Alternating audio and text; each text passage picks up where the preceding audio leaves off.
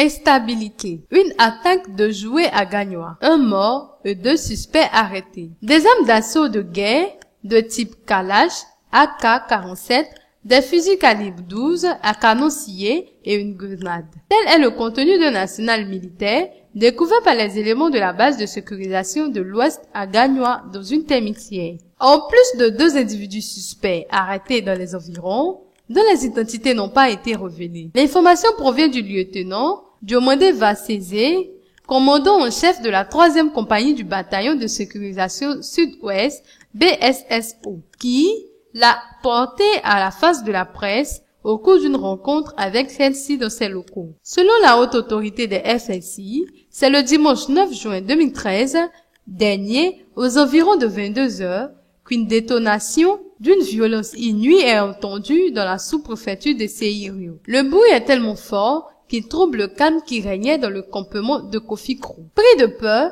les villageois se terrent dans leurs habitations. Dans la foulée, un habitant informe les éléments des forces républicaines de Côte d'Ivoire FSI, basées à Seirio. Le coup de fil anonyme précise au chef de poste, Koné Lassina, que le campement est pris en otage par des hommes lourdement armés. Aussitôt informés, le militaire et ses éléments font une descente musclée sur les lieux.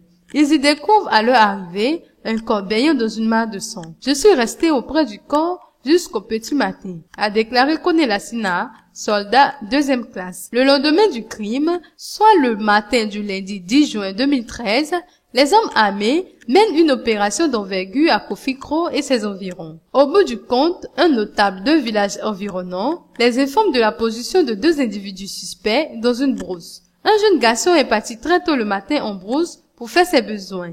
Là-bas, il a vu 2 hommes en train d'enterrer un gros sac dans une termitière, a-t-il alerté. Sans perdre de temps, les FSI encerclent le périmètre en question.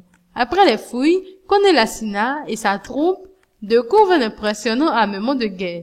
Malgré cela, ils ne baissent pas la garde. Bien au contraire, ils finissent par déloger 2 suspects. Ils ont pour complice un autre villageois qui les a hébergés. La gendarmerie de Gagnoa, qui s'est saisie du dossier, a aussitôt diligenté une enquête afin de faire la lumière sur cette haute attaque de jouets de justesse.